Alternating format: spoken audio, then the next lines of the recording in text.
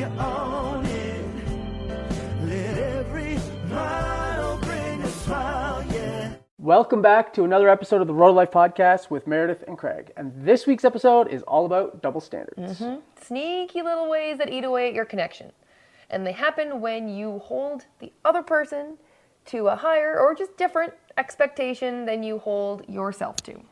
So today we're going to talk about some examples of common double standards in marriage. We're going to talk about the impacts that it has on your marriage and how to get rid of them, because they're, like Mary said, not the greatest thing in the world to have in your marriage. No, and they sneak right in there. We don't even realize it sometimes. Yeah, so we'll talk about how to eliminate them, weed them out. Because most of the time, we don't even realize we're doing it. We don't realize we've got a different expectation for ourselves than we have for the other person. We just see ourselves so differently that we don't even notice that we're doing it. So we'll talk about some examples of where it might be sneaking in for you. It comes down to accountability, right? Like awareness and accountability. Maybe you've heard us mention responsibility and accountability once or twice. So let's jump into some examples of double standards. You expect your partner to listen attentively, but when they bring something up to you, you're scrolling your phone, or you dismiss it, or like, maybe you interrupt them. Sounds good, honey. Or you interrupt, but you don't listen. That's a double standard. Holding them to a standard that they're listening to you, but when they come to you with something, you're not willing to step up and listen and really listen to understand.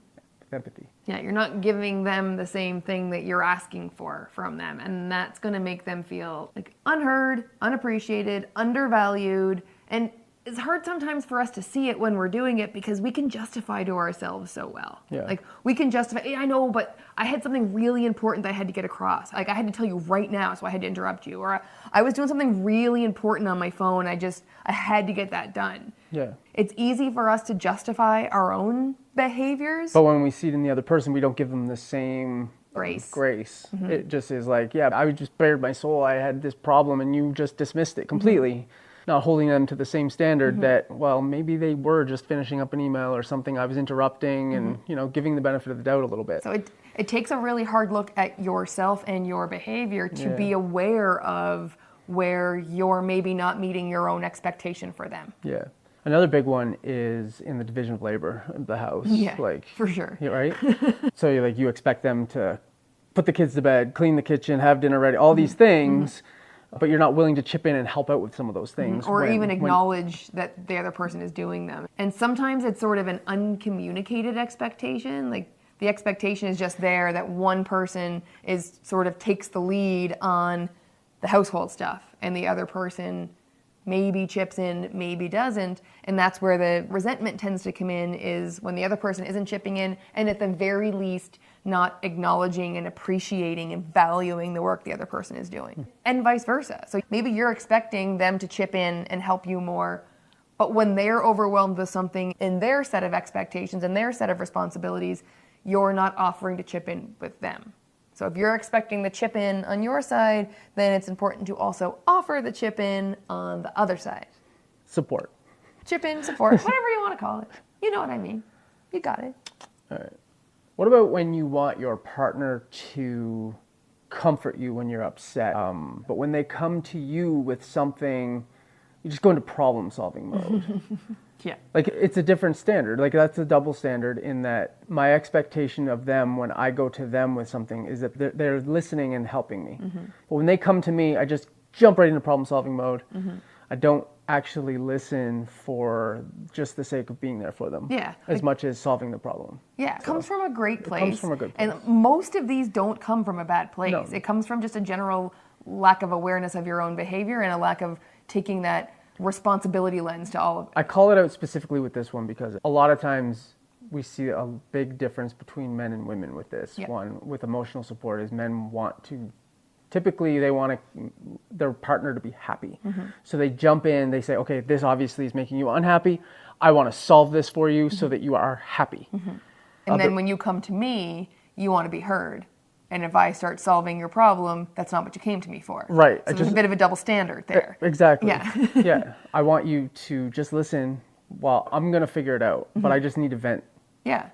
And yeah, it's holding you to a different standard than I would hold myself when you're telling me an issue. It kind of goes back to our emotional validation episode that we can put in the show notes, because sometimes we have a real hard time holding that standard of behavior where we can just listen and be there and be empathetic and validate feelings for someone, because most of the time that's all either of us really want.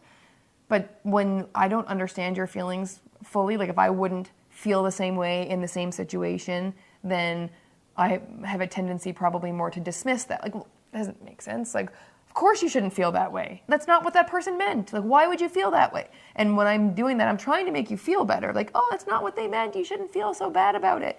But what I'm doing is dismissing your feelings, my feelings, completely invalidating what you're going through. And now you don't feel like I'm going to be a safe place for you to come next time. Or if you come to me to vent and I'm like, oh, well, here's your problem. This is exactly how you need to solve this problem. And you go away and solve it. And then Bob's your uncle. We're good. And you're like, I know how to solve my problem. I just came to you for a little bit of support and understanding and like just somewhere to listen. Hear me out. Yeah. And so you again walk away feeling like, why would I go back there? Like, I'm not getting what I need from that situation, so I'm going to stop coming to that place. The emotional safety goes away because we're at an impasse on double standard. So that's a big one. It's a huge one. And, we see it all the time between the male perspective and the female perspective, just because we've said it time and time again. Women want to be heard, men want to be happy. And this is where it plays out the most, and we see the most friction. Yeah. Is this right here. And most people wouldn't think of it as a double standard. But it is. Yeah. Like you're holding them to a standard that you're not holding yourself to. You want to be seen, but then you go into problem solving mode. Correct. Or you want to be... You want them to come to you, but you don't provide the safe space for them to do it. You don't provide what they're looking for. Yeah, exactly. Oh, this is another good one. Going just one step further. So that was emotional intimacy that we were talking about. If we go to physical intimacy, this is a big one where oftentimes one partner expects the other one to initiate, but then when they do initiate, they get turned down. You reject them. Right. It's like, I want to be chased. But not right now. But not this moment. No. I want you to act exactly the way I want you to act when I want you to act that way, and only then. Yeah. And so if you're expecting your partner to initiate sexy time, you better be willing to also respond when they do. And also, every now and then, throw them a bone. Initiate it once in a while. Yeah. Make them feel wanted. That's where the double standard comes in. Totally. We both want to feel desired and wanted. Sure. You both want to feel desired and wanted. And if you're always doing the chasing and the initiating, then you're not going to feel as desired. So it's important that it goes both ways. It doesn't have to be 50-50. It doesn't have to be every single one for one every time. No. But there needs to be a give and take that you're not holding them to a different standard. Yeah. If you want to be chased, when they're chasing you, get caught once in a while. And don't be afraid to chase them every now and then, basically is what we're saying. The next one is the parenting, is the second of the big three that we talk about all the time, is when one spouse has an issue with how the other parents the child, and will say something to that effect. But when the roles are reversed, they do not like to have the feedback. Not looking for that. Look, I'm not looking for your feedback on this. This is my child, and I am parenting them exactly how I want to. I'm not looking for your feedback. However, last week when I did the same to you, doesn't matter. Exactly. Yeah. And I think part of that is that's the going in position a lot of times. Like, this is my kid. I'm going to parent them the way I see best. But the thing is, it's our kid.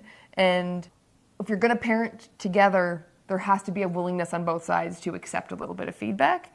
And so most of the time the problem is that you're willing to give the feedback a lot more than you're willing to receive the feedback. Well, yeah, and to concede a little bit of control also. Yes, the give and take on the feedback, and leading with curiosity. Like, help me understand why you went that way with that situation so that I can understand your perspective, because I would have done something a little bit different. And it's cool, you can have that conversation, but then be open to them having a very solid reason and just saying, okay, agree to disagree. I would do that differently, but they are your child as well. I see where you're coming from. I can't control everything. I just can't. And unless it's a major, crazy philosophical, fundamental issue. Right. Yeah. Then there's a give and take. And for the big things, we obviously have to have the conversation. Yeah. For the little things, it goes back to what we've said a lot, it feels like lately, and not every hill is a hill to die on. If everything becomes important, then nothing is important. Yeah. Like you're gonna fight over every little single blade of grass. like, right? Totally. Like in a tug of war, you're fighting over every single blade of grass. If everything is a fight, everything is a fight. That's no way to live. No. So you're gonna have to concede control and really understand the things that really are deal breaker for you. But going back to the original double standard, if you're going to be willing to offer feedback, you also must be willing to receive it and have that conversation. 100%. And the reason this is so important is like double standards create a huge amount of resentment in your relationship. And resentment's like poison. You don't want resentment in your relationship. It's literally poison. Also erodes trust. If you're holding me to a different standard than you're holding yourself to, I feel like I can't trust you because we're not on equal footing. And if we're holding each other to different standards, how connected can we possibly be? We're constantly in conflict. We're feeling judged and criticized and all the things. Yeah, we're constantly in conflict. The connection is just eroding. It's diminishing. It also impacts your ability to grow together. Like if you're not operating from the same playbook and one is holding the other to a different standard, then the chances of us being able to grow together go way down because there's no trust, because the connection's been eroded, because there's resentment. So how do we get rid of them? How do we get rid of double standards? 100% marriage mindset. Awareness. It comes down to awareness. It's basically asking yourself, is there any area, like the things we just talked about, do those ring true for you? And asking yourself, taking inventory of, am I holding them, my partner, to a standard that I'm not upholding myself? Like, do I meet my own expectations? Do I expect them to initiate intimacy, physical intimacy all the time, and I never reciprocate? And when they do I like turn them down more often than not? It's like asking yourself the question of, am I creating a safe space? When they come to me with something, am I just going into problem solving mode immediately? Or am I like leaving space for them to really just vent and be there for them? Taking inventory and stock of where are you potentially creating a double standard in your marriage? And then step 1B, 1A is the awareness, 1B is then taking responsibility. Yeah. Acknowledging that I've created a double standard that I want to eliminate in my marriage. I can take full responsibility for creating the situation and start to eliminate it so I can weed that double standard out of my marriage. When I expect you to plan date nights all the time, the responsibility part comes in with like, when's the last time I planned one of our date nights? When's the last time I surprised you with an exciting date night? Take responsibility for the situations in your relationship. And then once you've become aware of it and you've taken full responsibility for it, shine the light on it. Like have a conversation about it. It's going to be a little bit uncomfortable because you're going to walk in with the like taking responsibility that I've created this. Yeah.